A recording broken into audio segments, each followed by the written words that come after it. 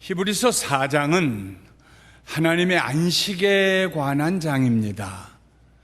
1절에서 히브리서 기자는 말하기를 그러므로 우리는 두려워할지니 그의 안식에 들어갈 약속이 남아있을지라도 너희 중에는 혹 이르지 못할 자가 그 안식에 이르지 못할 자가 있을까 함이라. 그 안식에 조금 간발의 차이로 못 미칠 자가 있을까 함이라. 이 말씀을 읽을 때마다 저는 제 인생의 한 장면을 머릿속에 떠올리게 됩니다. 오래전, 아주 오래전 수유리에 살 때입니다. 제 아내와 함께 고향에 내려가기 위해서 짐을 꾸리고 그리고 수유리를 떠나서 택시를 타고 서울역을 가요. 서울역에 가서 급히 표를 사고 그리고 그 계단을 오르고 다시 몇 번째 그 기차가 있는가를 보다가 내려가면 계단을 내려가면 중간쯤 내려가면은 그 기차가 움직이기 시작해요. 제 아내한테 넘어지지 말고 빨리 가라고 재촉을 해가지고 겨우겨우 살살 움직여서 굴러가는 기차의 제일 뒷칸에 몰아넣고 그리고 제가 타서 올라타고 갑니다. 왜 그 일이 잊혀지지 않는지 모르겠어요. 오늘 이 말씀 읽을 때에 우리가 하나님 잘 믿고 그러는데 하나님의 안식에 간발의 차이로 몇 발짝이 부족해서 들어가지 못할까 두려워하라 하는 말씀입니다. 하나님께서는 우리에게 안식을 주시기를 원하십니다. 안식은 쉬는 일입니다. 쉼입니다. 그냥 쉼이 아니고 하나님을 예배하는 쉼입니다. 하나님 안에 머무는 쉼입니다. 이런 쉼은, 이런 안식은 세상이 줄 수 없습니다. 돈으로 살 수 없습니다. 히브리서 4장에는 안식이라는 단어가 8번 나옵니다. 그리고 들어가라는 말이 6번 나옵니다. 히브리서 4장의 주제는 안식에 들어가라 하는 것입니다. 하나님의 안식에 들어가라 하는 것입니다. 명령입니다. 그것이 가장 중요한 일이기 때문입니다. 히브리서 기자는 안식이라는 말을 3가지 의미로 사용하고 있습니다. 하나는 하나님께서 주시는 평화로서의 안식입니다. 다른 하나는 이스라엘 백성들을 적과 꿀이 흐르는 땅으로 인도하시겠다고 약속하셨던 하나님의 안식입니다. 그리고 다른 하나는 6일간의 창조 후에 7일째에 쉬셨던 하나님의 안식입니다. 하나님께서는 6일 동안 세상을 지으시고 7째 되는 날 쉬셨습니다. 하나님의 안식은 그때 이후로 계속되는 안식입니다. 열려있는 안식입니다. 믿는 자는 누구든지 들어갈 수 있는 안식입니다. 유대교 랍비들은 창조의 6일째까지는 하루 일을 하나님 마치시고 난 다음에 저녁이 되고 아침이 되니 이는 몇 번째 날이니라 하는 말씀이 있는데 마지막 7일째에는 그런 구절이 없다는 점을 발견하고 말하기를 하나님의 안식은 영원한 안식이다. 끝이 없는 안식이다 하고 말했습니다. 맞는 말입니다. 하나님의 안식은 그때로부터 지금까지 그의 백성들을 위하여서 열려있는 안식입니다. 누구든지 들어갈 수 있는 안식입니다. 더운 날 그늘 아래 들어가면 얼마나 시원합니까? 안식은 인생을 살면서 사람들이 누릴 수 있는 가장 평안한 상태, 안전한 상태, 행복한 상태입니다. 히브리서 기자는 이 사실을 그의 안식에 들어갈 약속이 남아있다고 표현했습니다. 그의 안식에 들어갈 약속이 아직도 유효하다는 것입니다. The promise of entering his rest still standing. 아직도 그 약속이 효력을 발휘하고 있다는 것입니다. 히브리서 기자는 그가 사랑하는 거룩한 형제들에게 하나님의 안식에 들어가자고 권면하면서 과거에 이스라엘 백성들이 그 안식에 들어가지 못했던 일을 상기시켜주고 있습니다. 하나님께서는 이스라엘 백성들을 적과 꿀이 흐르는 가나안 땅으로 인도하시겠다고 약속하셨습니다. 그들에게는 이 약속의 땅에 들어가는 것이 안식이었습니다. 400년 동안 종살이하던 애굽에서 벗어나서 홍해를 지나 혹독한 광야 생활을 끝내고 안식일에 안식하는 쉼이 있는 적과 꿀이 흐르는 가나안 땅에 들어가는 것, 들어가서 집을 짓고 산업을 일으키고 가족을 돌보며 안정적인 삶을 사는 것을 한번 생각해 보십시오. 그보다 더한 안식이 어디 있겠습니까? 그러나 이스라엘 백성들 가운데 거의 대부분이 그 안식의 땅에 들어가지 못하고 광야에서 죽었습니다. 40여 년 동안 그들은 계속 죽음을 보았고 애곡하는 소리를 들어야 했습니다. 20세부터 40세 이르기까지 남녀가 다 광야에서 죽어서 땅에 묻혔습니다. 왜 그런 일이 일어났습니까? 민수기 13장과 14장에 보면 모세가 이스라엘의 12지파 가운데 매 지파마다 지도자 한 사람씩을 선택해가지고 가나안 땅을 정탐하러 보냈습니다. 그 땅을 다니며 그 땅이 좋은가 나쁜가를 보고 오라고 했습니다. 그들이 돌아올 때에는 그 땅에서 난 포도 한 송이를 가져왔는데 증거로 얼마나 그 포도 한 송이가 컸던지 혼자 들고 올 수가 없어서 두 사람이 그 포도 한 송이를 꿰어서 막대기로 메고 왔다고 그랬습니다. 그들은 와서 정말 그 땅은 젖과 꿀이 흐르는 땅이라고 보고를 시작했습니다. 그런데 그 중에 아마도 한두 사람이 다른 말을 하기 시작했던 것 같습니다.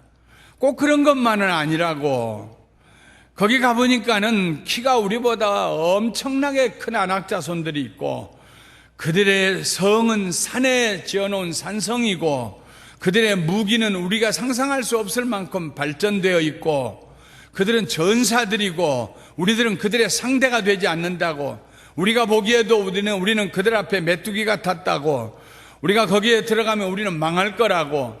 그래서 12명 가운데 부정적인 보고를 하는 사람이 하나 둘씩 늘어나서 10명이 되었습니다. 마지막에 그들은 말하기를 그 땅은 우리를 삼키는 땅이 되어서 우리가 그 땅에 들어가면 모두 멸망할 것이라고 결론을 내렸습니다. 여호수아와 갈렙이 아무리 하나님이 그 땅을 우리에게 약속으로 주셨다고, 그 땅은 우리에게 하나님이 주신 복된 땅이라고 얘기해도 사람들이 듣지 않습니다. 거기 사는 사람들은 우리의 밥이라고 얘기해도 믿지 않습니다. 오히려 돌을 들어서 모세와 여호수아와 갈렙을 치려고 했습니다. 그때 하나님께서 이 백성들 가운데서 20세부터 60세에 이르기까지 이 세대는 거기에 들어가지 못하리라. 그들이 다 죽는 40년을 너희들이 광야에서 살아야 하리라 하고 말씀했습니다. 왜 이스라엘 백성들이 하나님의 약속하신 안식 곧 가나안 땅에 들어가지 못했을까요? 히브리서 기자는 오늘 2절에서 말합니다. 그들과 같이 우리도 복음 전함을 받은 자이나 들은 바 그 말씀이 그들에게 유익하지 못한 것은 듣는 자가 믿음과 결부시키지 아니함이라.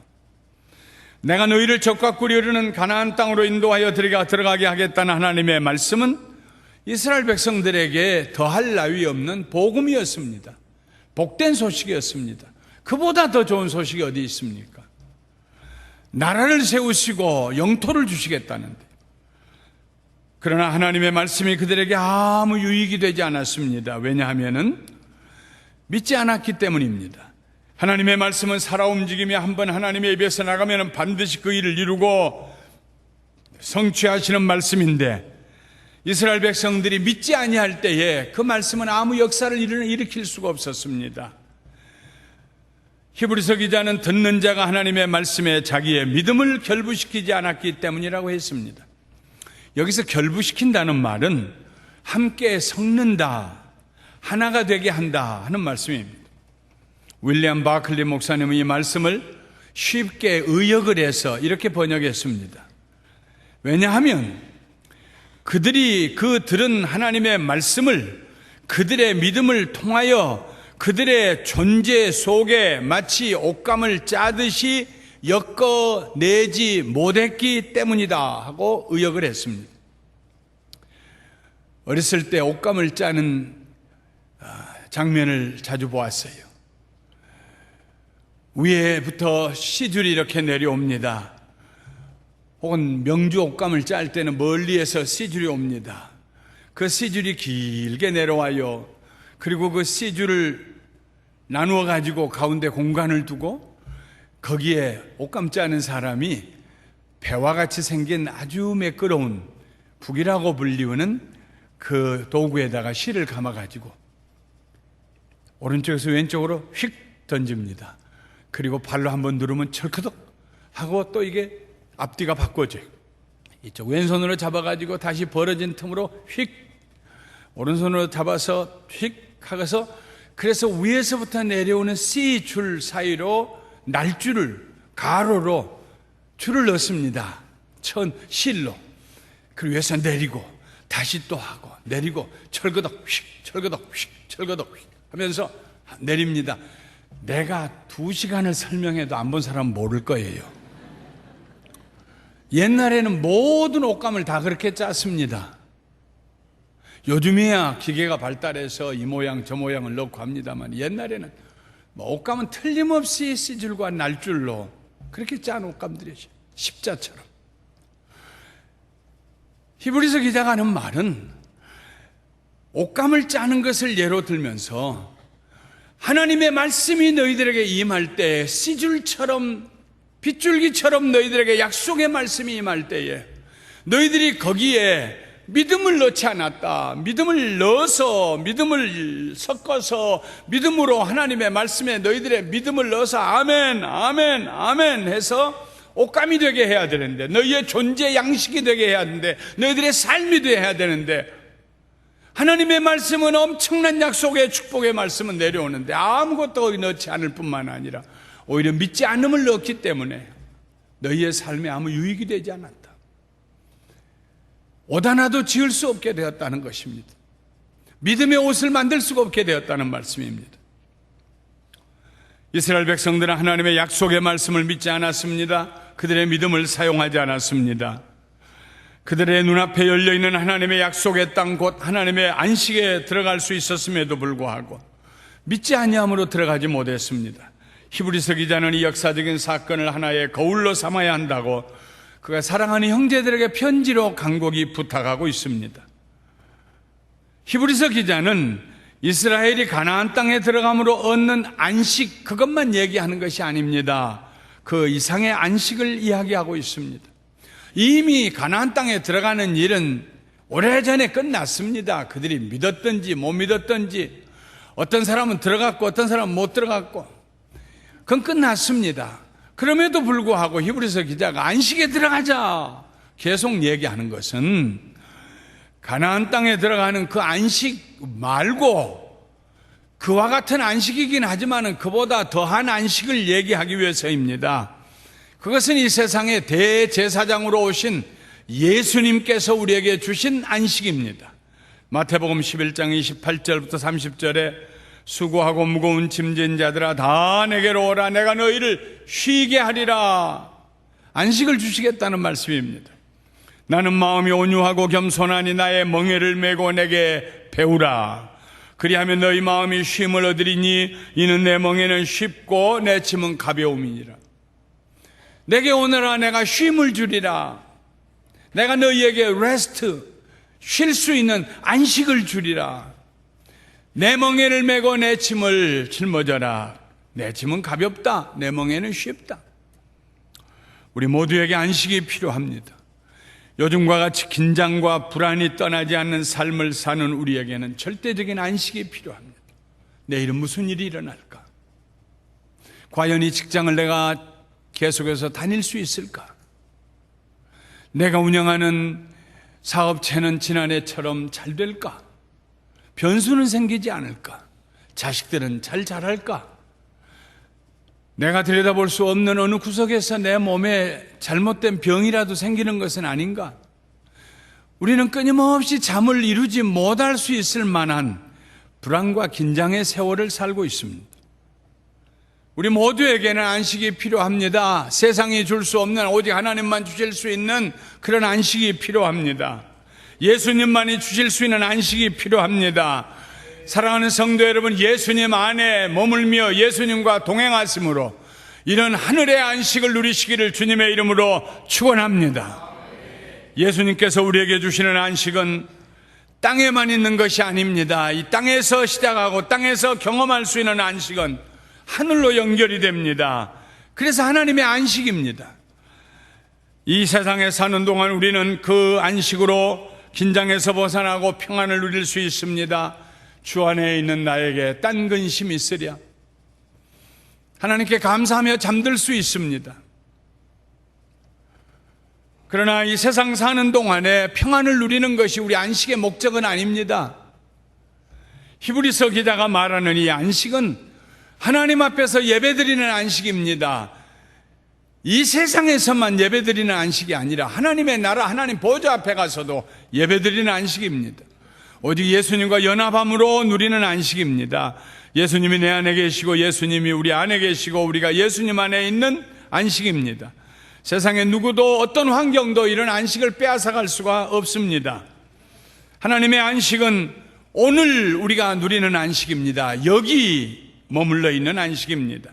우리 눈앞에 열려있는 안식입니다. 안식에 이르는 문은 이중문입니다. 여러분 가끔 어떤 호텔에 가면은 옆방하고 연결된 문이 있지 않습니까? 저는 아주 불안했어요. 자다가 옆방 사람이 문 열고 들어오면 어떡하나. 그래서 조심스럽게 그 문을 열어봤습니다. 그랬더니 내 문은 열리는데 문이 또 하나 있어요. 그리고 그 문은 저쪽에서 열어야지 내가 열 수 있는 문이 아니에요. 많은 가족이 오면 이런 두 방을 쓰고 왔다 갔다 하라고 그랬구나. 다른 모르는 사람이 오면은 막아줘서 들어갔다 나갔다 할 수 있는 문이 아니구나. 안심이 되었어요. 하나님의 안식이 우리에게 임하는 그 통로의 문도 이중문입니다. 하나님 편에서 여시는 문이 있어요. 우리에게 안식을 주시기를 원하시는 하나님의 소원을 가지시고 우리에게 안식을 주시기 위해서 그 아들을 세상에 보내시고 그때 열어놓으신 그 안식의 문 아직도 닫지 아니하시고 계속 열어놓으신 오늘도 열어놓으시고 내일도 열어놓으시며 이 문으로 들어오라고 초청하신 안식의 문이 있어요. 그 다음에 우리 편에서 열 수 있는 문이 있어요. 믿음으로 열 수 있는 문이 있어요. 감사함으로 열 수 있는 문이 있어요. 하나님의 문은 항상 열려 있습니다. 우리 편의 문이 닫혀 있을 때가 있어요. 믿지 아니함으로. 사랑하는 성도 여러분, 이 시간에 성령님이 오셔서 우리 마음에 있는 안식으로 들어가는 문을 활짝 열어주시기를 주님의 이름으로 축원합니다. 히브리서 기자는 다윗의 글을 인용했습니다. 오늘 너희가 그의 음성을 듣거든 너희 마음을 완고하게 하지 말아라. 강팍하게 하지 말아라. 고집부리지 말아라. 문 열어라. 두드리는 소리를 듣거든 문 열어라. 그리고 안식으로 들어가라는 말씀입니다. 우리에게 들리는 하나님의 음성이 무엇일까요? 내가 너희에게 안식을 주노라. 내가 너희를 쉬게 하리라. 다 내게로 오라. 예수님의 음성입니다. 교만한 사람은 이 음성을 믿는 마음으로 듣지 않습니다. 그런 일이 일어나겠는가 의심합니다. 다른 방법을 찾아보려고 합니다.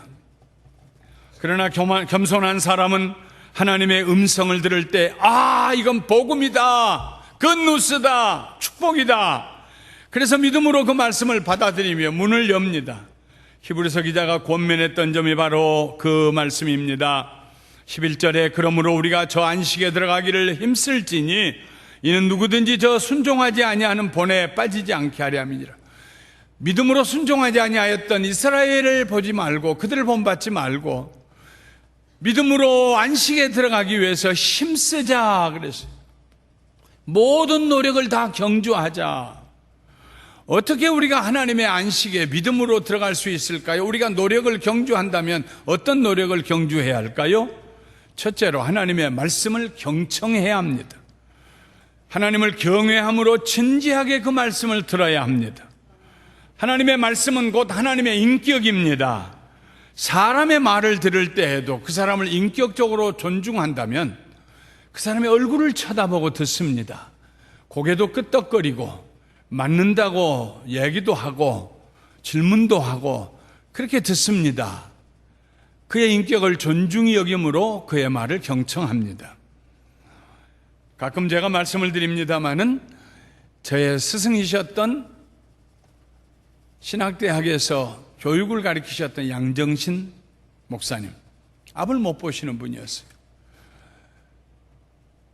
특별한 사랑을 받고 또 저희들이 부부가 좋아했기 때문에 그 집에 가면은 텐마루에 앉아서 얘기를 합니다. 다리를 흔들면서. 그분이 열심히 얘기를 해요.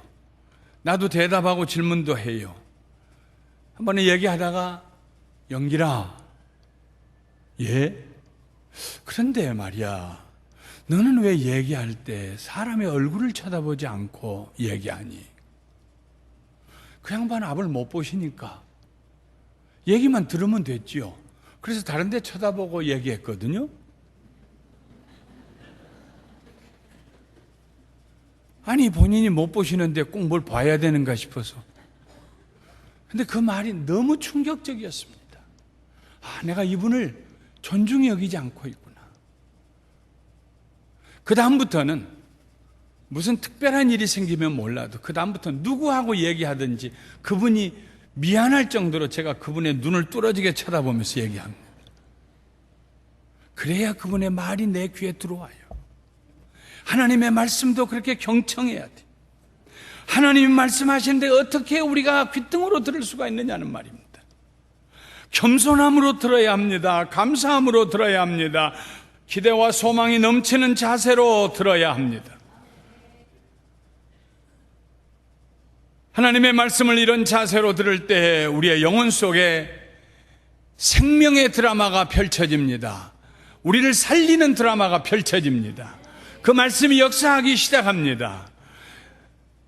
하나님의 말씀을 경청해야 될 뿐만 아니라 나아가서 둘째로 우리는 하나님의 말씀에 우리의 믿음을 합하여야 합니다. 그러기 위해서 우리 속에 태생적으로 자리 잡고 있는 완고한 마음을 성령의 도우심으로 부드럽게 해야 합니다. 마치 옷감을 짜는 직조공처럼 그 말씀으로 우리의 존재를 엮어가야 합니다. 하나님의 말씀에 믿음을 결부시킨 사람들, 성경에 나오는 모든 믿음의 사람들, 아브라함으로부터 시작하여서 모든 믿음의 사람들은 기적을 체험했습니다. 바울이 루스드라라고 하는 소읍에 가서 복음을 전할 때 한 번도 예수에 대해서 들어본 적도 없던 사람들, 그들에게 예수님을 전하고 하나님의 아들 예수님이 우리를 위해서 십자가 위에서 무슨 일을 하셨는가를 전했습니다. 그때 앞에 앉아있던 한 사람, 평생을 일어나 본 적이 없는 한 사람, 앉아서 생활했던 한 사람, 그의 눈이 빛났습니다. 바울의 마음에 생각하기를 저 사람이 내가 전하는 복음을 믿음으로 받아들이는구나. 저 사람에게 능력이 나타나겠구나. 하나님의 영이 역사하시겠구나. 바울의 마음에 믿음이 들어갔습니다. 그래서 바울이 말했습니다. 형제여, 예수 그리스도의 이름으로 일어나시오. 그 순간에 한 번도 일어나 본 적이 없던 그 사람이 일어나서 걷게 되었습니다. 하나님의 말씀에 우리의 믿음을 더할 때에 놀라운 역사가 일어납니다. 안식이 우리에게 들어옵니다. 풍랑 가운데서도 우리는 감사하며 평안할 수 있습니다. 사랑하는 성도 여러분, 예배드리러 나올 때마다 이렇게 기도하십시오. 주님, 오늘 내 귀를 열어주세요. 주의 말씀을 듣게 해주세요. 성경을 읽을 때마다, 배울 때마다 주님, 내 마음의 눈을 열어주세요. 기도하시기 바랍니다. 말씀에 우리의 믿음을 합할 때 우리가 상상하지 못했던 일들이 일어납니다. 셋째로, 하나님의 말씀에 자기 자신을 맡겨야 합니다. 그 말씀에 하나님의 능력이 있기 때문에, 역사하는 능력이 있기 때문에, 그 말씀에 하나님의 뜻이 담겨 있기 때문에, 그 말씀이 하나님의 원하시는 일을 하시기 때문에 우리는 그 말씀에게 우리 자신을 의탁해야 합니다. 오늘 12절 13절에 기록된 말씀을 현대인의 성경으로 한번 읽어보겠습니다. 아주 쉽게 번역한 말씀입니다. 하나님의 말씀은 살아있고 능력이 넘칩니다. 날이 선 칼보다도 더 날카로워 우리 마음속에 있는 생각이나 욕망까지도 가르고 그 정체를 드러내게 합니다. 하나님께서는 누가 어디에 가 있든지 그 사람들을 다 알고 계십니다. 살아계신 우리 하나님 앞에서는 모든 것이 다 벌거숭이로 드러나게 마련입니다. 하나님의 눈앞에 숨겨질 수 있는 피조물이란 하나도 없습니다. 그러므로 언젠가는 우리도 우리 자신이 행한 모든 일들을 하나님 앞에서 낱낱이 설명하지 않으면 안 됩니다. 마치 수술실에 들어가는 환자처럼 하나님의 말씀 앞에 우리 자신을 겸손하게 어린아이처럼 맡겨드려야 합니다. 그 말씀이 우리를 교정해서 바르게 하고 바른 길로 가게 하고 잘못된 생각을 버리고 의로운 길로 갈 수 있도록 우리를 인도하시도록, 그리고 우리의 병을 치료하시고 마음의 잘못된 생각을 치료하실 수 있도록 하나님의 말씀에 전적인 믿음을 가지고 의탁하며 우리 자신을 맡겨야 합니다. 변명하지 아니하고 우리의 죄를 다 낱낱이 깨닫게 하시며 회개하게 해 주실 것입니다. 살아 움직이는 그 말씀이 우리를 살려주실 것입니다. 마치 무거운 짐을 들어 올리는 거대한 크레인처럼 우리를 절망에서 일어나게 하시고 소망 가운데서 기뻐 즐겁게 춤을 추게 하실 것입니다. 그 과정을 통하여서 우리는 하나님의 안식에 들어갑니다. 하나님의 말씀에 믿음을 더할 때에 그 말씀을 통하여서 우리는 하나님의 안식에 들어갑니다. 달리 들어갈 길이 없습니다. 또 우리가 하나님의 안식에 들어가는 다른 길은 같은 길입니다마는 또 다른 면의 길은 예수 그리스도를 통해서입니다. 우리를 위하여 이 세상에 오신 하나님의 아들 예수 그리스도, 우리를 위한 영원한 대제사장, 참 하나님 참 사람이신 예수 그리스도의 은혜 가운데 우리가 들어갈 때 그때 안식에 들어가게 됩니다. 예수님은 우리를 아십니다. 예수님은 우리가 당한 시험을 당하셨습니다. 그가 당한 시험은 그 농도에 있어서, 그 고통스러움에 있어서 비록 우리와 비교할 수 없는 무서운 시험이었지만 예수님은 우리의 시험을 당하셨기 때문에 우리를 이해하십니다. 대제사장으로 오신 예수님에 대해서는 다음 주일에 제가 좀 더 자세히 여러분에게 말씀을 드리겠습니다. 우리는 우리를 위한 대제사장 되신 예수님을 믿음으로 굳게 붙들어야 합니다. 그리고 예수님을 통하여 하나님의 보좌 앞으로 나가야 합니다. 그때 우리는 그 은혜의 보좌 앞에서 때를 따라 돕는 은혜를 받게 될 것입니다. 말씀을 마치겠습니다. 아주 간단한 말씀을 여러분들에게 마지막으로 드리려고 합니다. 우리가 안식에 들어간다는 말은 다른 말로 하면 하나님의 은혜 가운데 들어간다는 말입니다.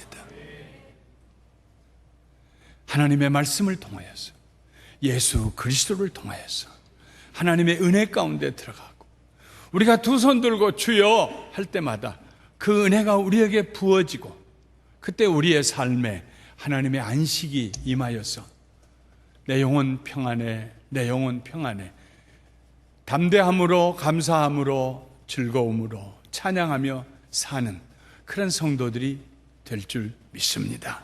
그런 은혜가 우리 모두에게 넘치게 임하시기를 주님의 이름으로 축원합니다. 축원합니다. 축원합니다.